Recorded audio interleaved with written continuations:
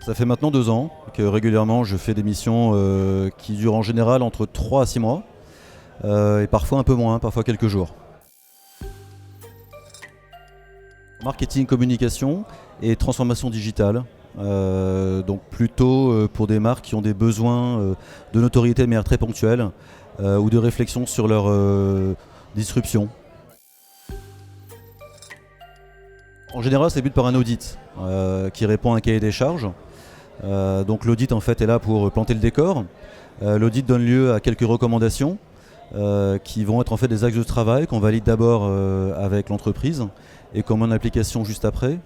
Donc en fait c'est une shortlist, c'est une to-do list en gros de ce qu'il faut faire pendant la mission. Et on déroule ensuite cette to-do list avec l'entreprise. En général, je les trouve plutôt, alors oui, effectivement en direct par le réseau, ce qui est souvent le cas, et puis sinon par des cabinets qui me permettent, notamment Procadre, de trouver des missions.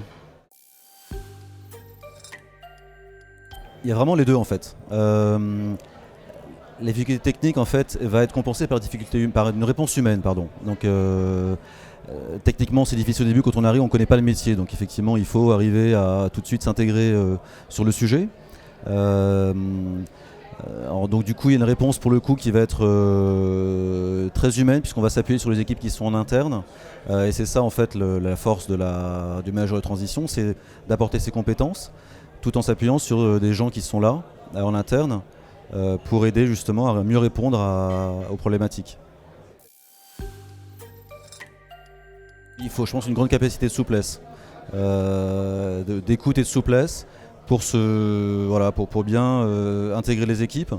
Alors il y a plein de manières de bien intégrer, hein. Notamment il y a de désamorcer un peu les appréhensions de la venue d'un manager de transition. Donc il y a un vocabulaire qu'il faut adapter, notamment autour des notions d'aide, d'accompagnement, de soutien. Et l'intérêt aussi du manager de transition, c'est qu'il peut se permettre de dire des choses qu'il ne dirait pas s'il était en fait intégré à l'entreprise. Donc ce regard extérieur est un peu neuf, parfois impertinent dans les réponses, est aussi attendu évidemment par les entreprises. C'est arriver à séduire avec des idées nouvelles et puis un regard vraiment frais par rapport au sujet. Il y a un vrai challenge à travailler un peu dans l'urgence. Alors le challenge est aussi un peu valorisant puisqu'on arrive quand même avec des solutions, qu'on vient aider quand même quelqu'un qui a besoin d'aide. Donc c'est quand même aussi très agréable de travailler dans ce type de configuration. La contrepartie, c'est que c'est un peu frustrant à la fin puisque c'est un peu un joujou qu'on enlève à un enfant. On lui montre un joujou ou un bonbon et après on lui enlève. Voilà, donc c'est parfois un peu frustrant. La fin est parfois un peu dure.